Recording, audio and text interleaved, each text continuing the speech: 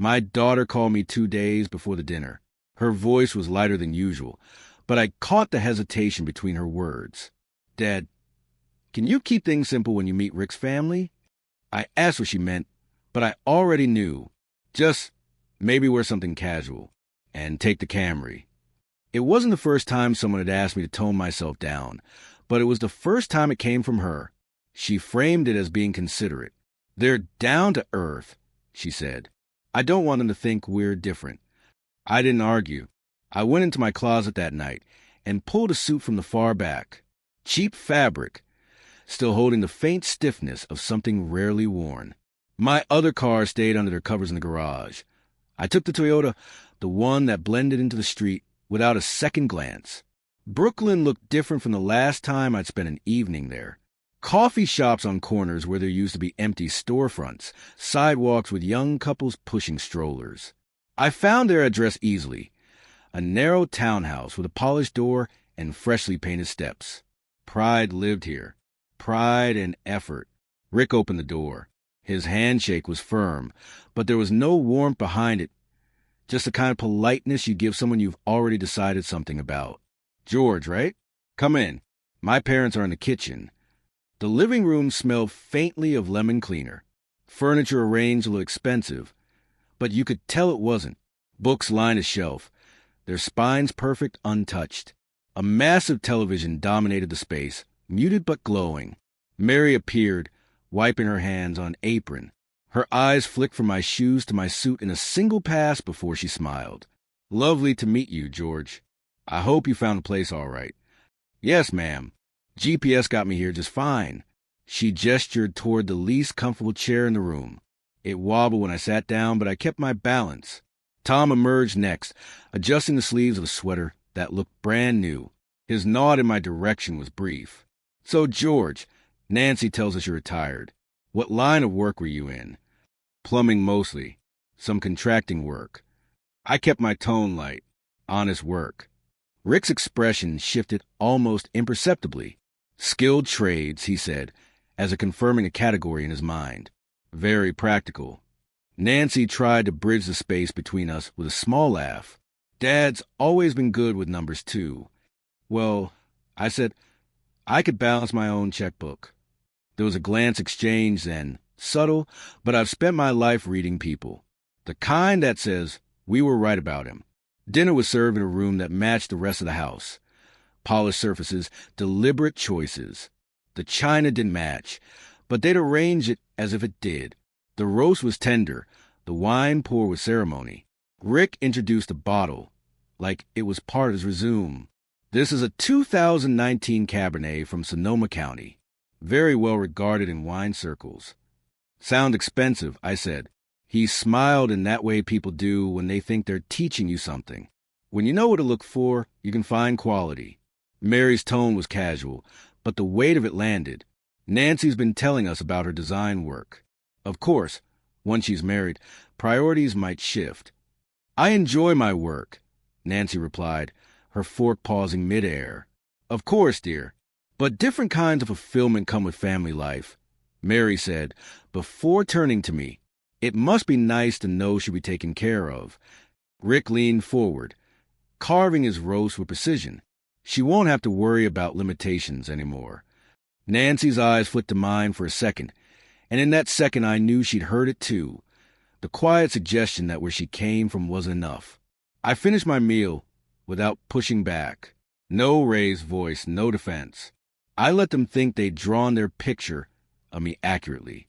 After dessert, Tom showed me photos of his car, a Cadillac he'd kept for 15 years. He spoke of it like a rare treasure. I told him it looked well cared for, and I meant it. There's no shame in taking pride in what's yours. When it was time to leave, I thanked him for the meal. Mary's smile was polite, Rick's handshake perfunctory. Nancy walked me to the door, her voice low. Thank you for coming, Dad. It means a lot. On the sidewalk, the air was cool. The Toyota sat where I'd left it, small between the BMWs and Teslas. I got in, started the engine, and sat for a moment before pulling away. The night had been polite, even pleasant on the surface, but under was a current I couldn't ignore. By the time I reached the bridge, I'd made my decision. I knew enough. The morning after the dinner, Nancy texted me a photo of the engagement ring. The light caught the diamond just right, scattering it across the countertop in little flares. Underneath, she wrote, "Isn't it beautiful?" I stared at it longer than I should have, tried to decide whether to answer with what I felt or what she wanted to hear. In the end, I sent back, "It is." We didn't speak about the dinner. Not that day, not the next. When she called, it was about flowers, venues, seating charts. Her voice was bright. Her sentences clipped, like she was reading from a list she'd been repeating to everyone else. I asked how Rick was. She said busy, in the way people do when they don't want to elaborate. I knew if I pushed, it would turn into something else entirely. So I didn't. I've learned over the years that there's more damage in trying to force someone to see what they're not ready to face. Silence, if you can stand it, leaves room for the truth to arrive on its own. But the silence wasn't easy. At work, I found myself distracted. Meetings blurred together. The numbers on presentations swimming without meaning. My assistant asked twice if I was all right. I told him I was fine, and he left it at that, but I caught him watching me a few times afterward, the way people do when they've noticed something change. One night, a week after that dinner, I took the long way home. Drove past the river, past the coffee shop I used to take Nancy to on Saturday mornings when she was little. Back then, she'd order hot chocolate and pile all the marshmallows into mine because she said I worked harder than anyone she knew. She'd talk about the things she wanted to do. Design houses, travel, live in a place with big windows and no curtains. Somewhere between then and now, she'd stopped talking about those things with me. I wonder if she still wanted them, or if she was already learning to want what someone else told her she should. The calls from her became less frequent. A voicemail here, a text there. Always about the wedding. Always cheerful. Always short. I tried to tell myself it was just the busyness of planning, but the truth sat heavier. There was something she didn't want to discuss, and the easiest way to avoid it was to keep everything on the surface. I wasn't entirely sure she was protecting me from it, or protecting herself from what I might say. A few days later, I ran into an old colleague at lunch. We hadn't spoken in years, but he'd heard about Nancy's engagement. "You must be proud," he said, stirring his coffee. "She's marrying into a good family?" I thought about the townhouse, the glances across the table, the tone Rick used when he said she wouldn't have to worry about limitations anymore. "They think so," I replied. He raised an eyebrow, but didn't push. That's the thing about people who've been through their own disappointments. They know when not to ask for details. That night, I couldn't sleep. I found myself at my desk, going through old photographs. Nancy on her first day of school, clutching a backpack that looked twice her size. Nancy at her college graduation, eyes bright, smile unguarded. I realized most of the photos where she looked happiest were from moments that had nothing to do with approval or appearances. Just her, doing what she loved, being who she was. And I thought about the look she gave me at dinner, brief, almost invisible, when Rick said what he said. The kind of look you give when you hear something you can't quite defend, but don't want to confront either. 2 weeks passed without a real conversation between us. Then she called just before midnight on a Thursday. Her voice was quiet, almost tired. "Hey, Dad. Everything okay?" "Yeah, just wanted to hear your voice." We talked for 5 minutes about nothing. Work, weather. She asked if I'd been sleeping enough. I asked if she was. Then she said she had to go, and hung up before I could find a way to ask the questions I really wanted to. After that call, I sat in the dark for a long time. There was a part of me that wanted to drive over, knock on her door, and force the truth out into the open. But another part, the part that had learned patience the hard way, knew it would backfire. People hold on to illusions like life rafts. You don't take those away until they're ready to swim on their own. Still, something had shifted. I could feel the distance between us growing, not in a sudden break, but in the way a rope frays quietly before it snaps. The last time we spoke that month, she told me the invitations had gone out. "I hope you can make it, Dad." "Am I invited?" I asked, half joking. "Of course you are." She hesitated, then added, "I just want to go smoothly." I didn't ask what she meant by that. Some answers are too easy to guess. When we hung up, I stood by the window and looked out at the city. Lights in every direction, each one a story I'd never know. Somewhere across the river, she was living hers, and I wasn't sure if I was still part of it in the way I used to be. The next time we saw each other would be at her wedding, and by then I suspected the distance wouldn't just be something I felt. It would be something everyone in the room could see. The invitations had gone out, but none came to me. I waited for the envelope, checking the mail with an attention I hadn't given it in years. Bills, magazines, charity requests, but nothing with her handwriting.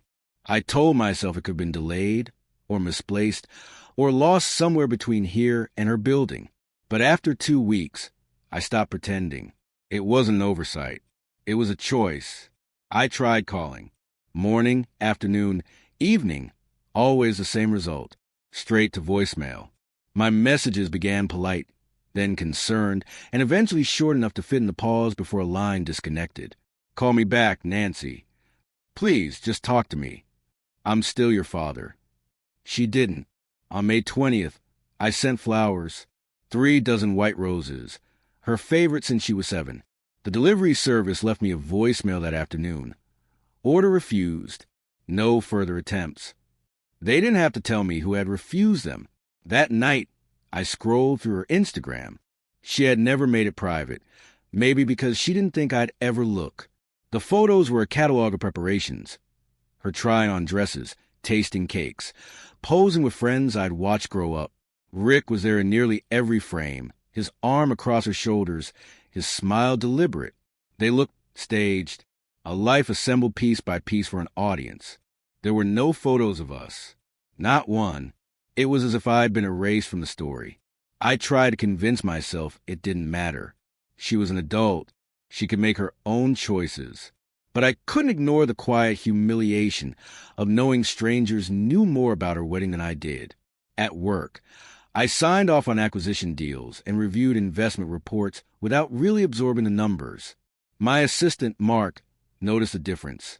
"You're quieter than usual," he said one morning. I told him I was just tired. It wasn't a lie.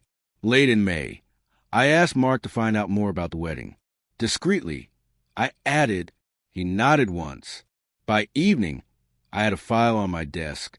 The ceremony would be at the Plaza Hotel, June 5th, 200 guests. Afternoon vows in the Oak Room, evening reception in the Grand Ballroom. Rick's family was covering a fraction of costs. The rest was being put on credit. It confirmed what I'd suspected. Rick wanted the show, and Nancy was footing the bill in more ways than one. That night, I sat alone in my study with Elizabeth's photo. I've been doing that more lately. Talking to her when the silence in the apartment got too heavy. She doesn't want me there, I said to Frame. She's made that clear. In the stillness, I could almost hear what she would have said. Sometimes love means showing up when you're not wanted. The thought settled in like a weight. I didn't know if showing up would make anything better, but I knew one thing. I couldn't stay away and pretend I hadn't seen the truth. Over the next week, I prepared quietly. No calls, no texts, no warnings. I bought a new suit, charcoal, tailored, the kind that left no doubt about who I was. A silk tie, a watch polished until it caught the light like glass. No more disguises. No more Target suits and borrowed messenger bags. On June 4th, the night before the wedding, I stood at my window overlooking the city. The skyline looked the same as it had for decades, constant, indifferent. I poured a glass of the scotch I'd been saving since before Nancy was born. It burned all the way down, but in a way that made me feel steady. I didn't know what would happen the next day. I only knew I would be there in the room where she could see me, where he could see me. The distance between us might be wider than ever, but there are some lines you don't let anyone cross, not even your own child's silence. The morning of June 5th, I would step into that hotel, not to cause a scene, not to reclaim some pride, but to remind her one thing she might have forgotten. I was still her father. And some things, one said, can't be unsaid. I arrived just before 2. The Plaza's Fifth Avenue entrance was already busy, a steady flow of guests in press suits and dresses cut to be noticed. I stayed a step back from the main doors for a moment, watching the rhythm of their arrivals. Air kisses, quick adjustments of ties, the occasional flash of a phone camera. The doorman opened the glass doors for me without a glance. Inside, the air felt cooler, the kind of temperature kept for flowers and expensive fabrics.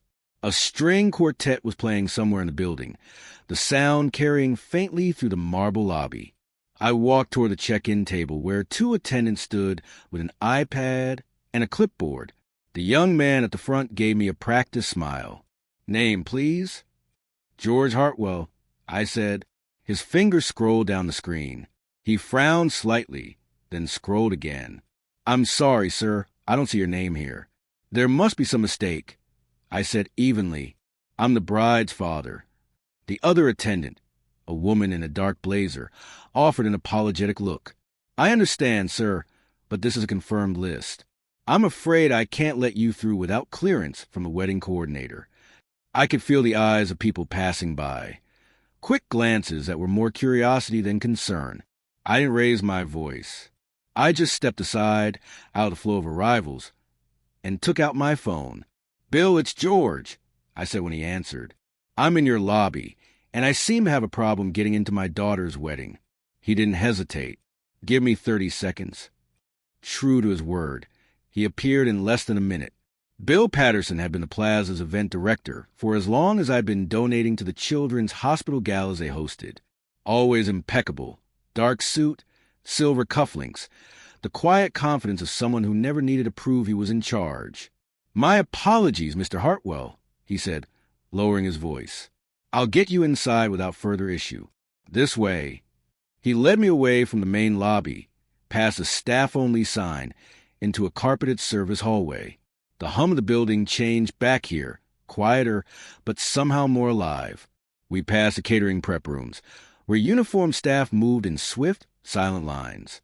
Through an open doorway, I caught a glimpse of the wedding cake. For tears, white icing so smooth it looked like porcelain, fresh roses tucked into its edges. Bill glanced over his shoulder as we walked. "The ceremony's just about to start. I'll place you at the service entrance to the Oak Room. You'll have a clear view without disrupting anything."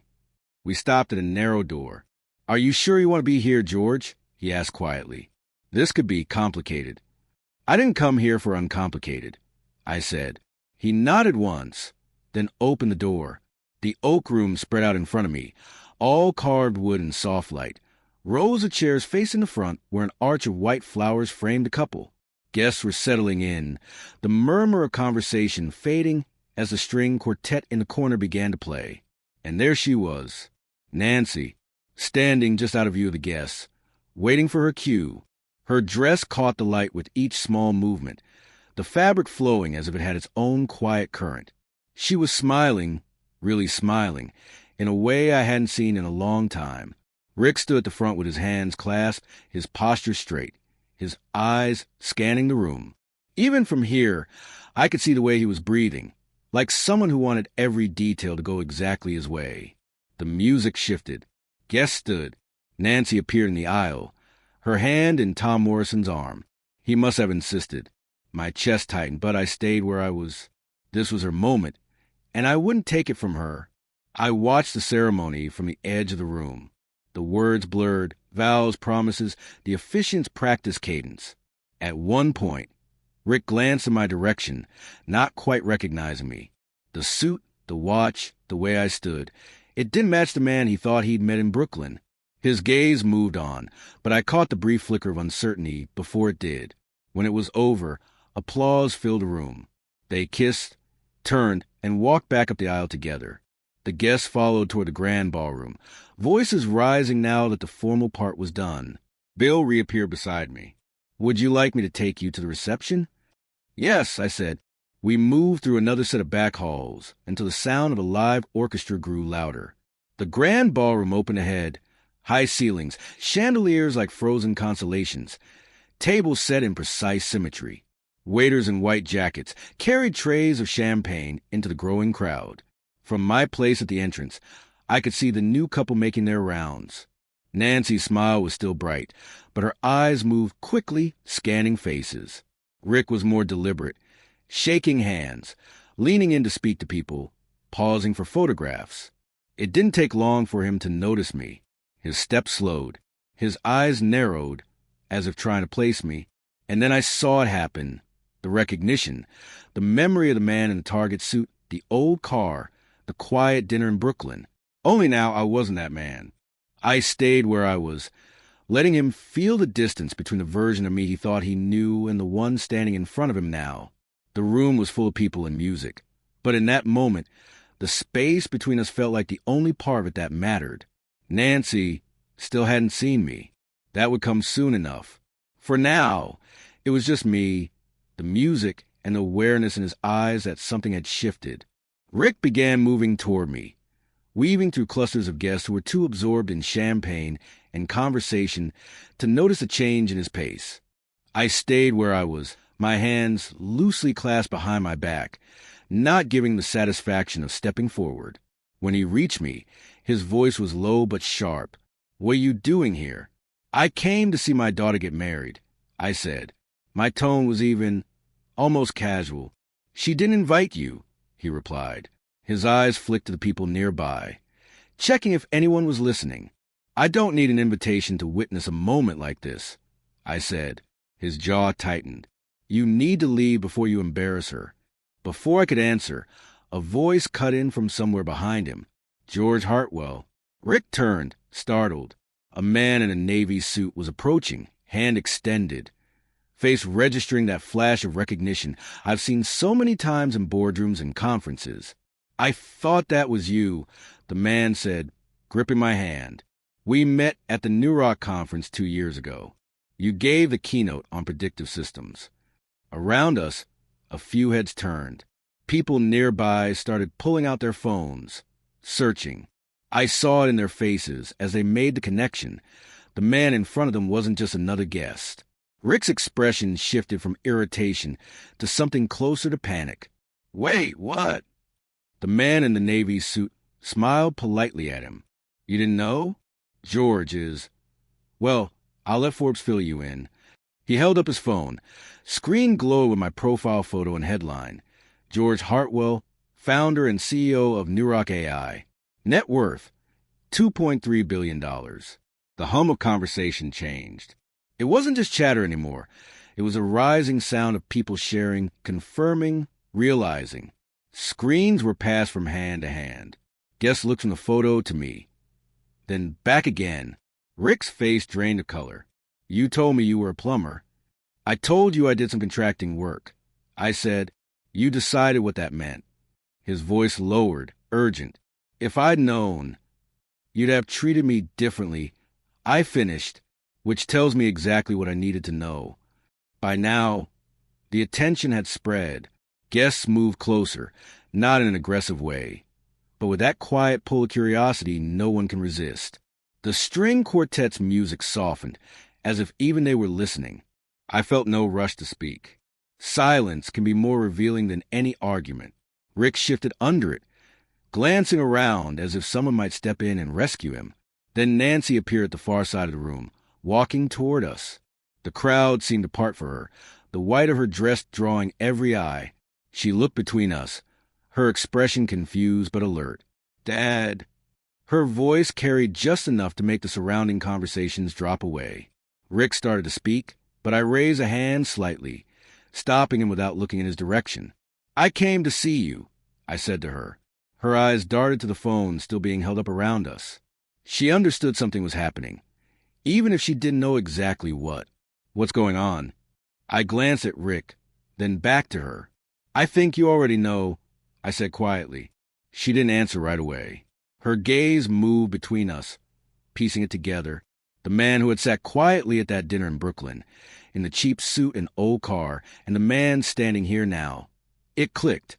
"You're not," she began. "No," I said. "I never was." The air between us felt heavy, but not hostile. There was something else in her eyes now. Regret, maybe, or the star of understanding. Rick stepped closer to her. "Nancy, he's trying to make me look." I didn't let him finish. "I don't need to try, Rick. You've managed that yourself." The crowd stayed quiet. It wasn't the silence of discomfort anymore. It was the kind that comes when people want to see what happens next. Nancy's voice was softer now. Why didn't you just tell me you were coming? Because I didn't want you to feel trapped between us, I said. But I also wasn't going to let you marry someone without knowing exactly how he treats people he thinks can't do anything for him. She looked down, her hand tightening around the bouquet she still held. For a moment, I thought she might walk away. Instead, she lifted her eyes and held mine. I need to talk to you later, she said. I'll be here, I replied. Rick tried to usher her away, but she didn't move immediately. She stood there a second longer, her gaze still locked on mine, as if she wasn't ready to let the moment go just yet. When she finally turned toward the rest of the reception, I stayed where I was. The eyes in the room followed her, but some lingered on me, measuring, reassessing. Rick had vanished into the crowd, no doubt trying to regain control of whatever image he'd built for himself. I knew then that the night had already changed. Whatever happened next, the balance between us was no longer the same. The reception carried on, but the energy had shifted. Laughter felt lighter in some corners, force in others. The music filled the space the way it's meant to, but I could tell most people were waiting for the next chapter of whatever they thought they'd just witnessed. I stayed near the edge of the room, a glass of water in my hand, letting the conversations flow past me. I didn't need to chase her down. I knew she'd come when she was ready. It happened between songs. Nancy appeared from the crowd, bouquet gone, hands clasped in front of her. Her makeup was still perfect, but her eyes carried something raw, like she'd been thinking faster than she could process. "Can we talk?" she asked. We found a quiet alcove near the tall windows overlooking Fifth Avenue. The noise of the ballroom dulled behind us. "You could have told me," she said, her voice low but steady. "You could have just been yourself from the start." "I was myself," I replied, "just not the part you wanted them to see." She looked away, the city lights reflecting in her eyes. It felt like a trick. "It was a test," I said, "and I don't apologize for it. I needed to know how he'd treat me when he thought I couldn't help him. Now I do." Her hands tightened together. "And what?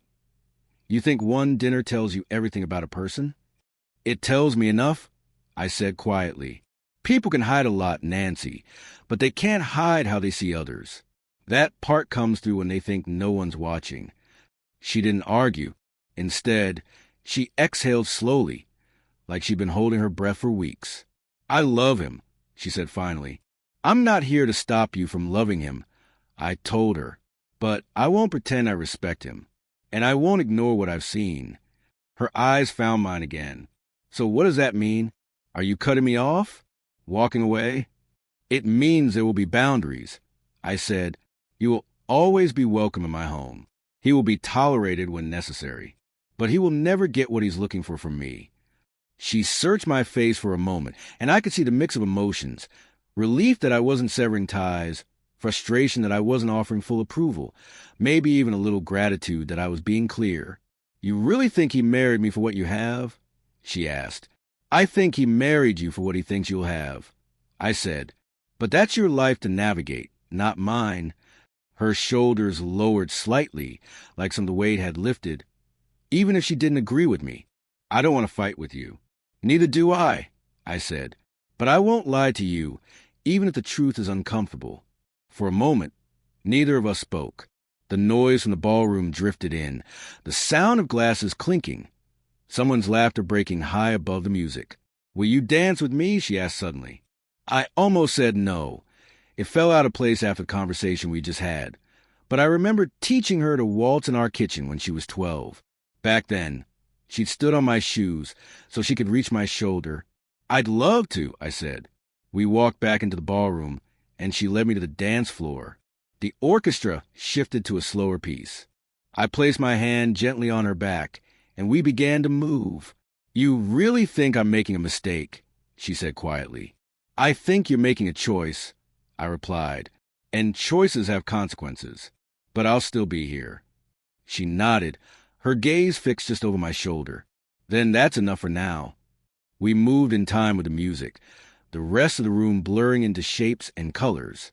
It wasn't a reconciliation, not completely, But it was a truce, one built on the understanding that love doesn't erase differences. It learns to live beside them. When the song ended, I kissed her forehead. "Enjoy your reception," I said. "It's the only one you'll have." She smiled faintly, then turned back toward the crowd, where Rick was watching us from near the bar. His expression was unreadable, but it didn't matter. The terms had been set, and he knew it. I stayed for another hour, speaking with a few guests, letting the story of the night settle into its final form. By the time I left, the plaza was glowing against the dark sky, the music still drifting into the street. The doorman hailed me a car, but I waved him off and walked instead, letting the cool air clear my head. Somewhere behind me, the reception would go on until the lights came up, but my part in the evening was done. Nancy knew where I stood. Rick knew what I'd seen, and I knew I'd said enough.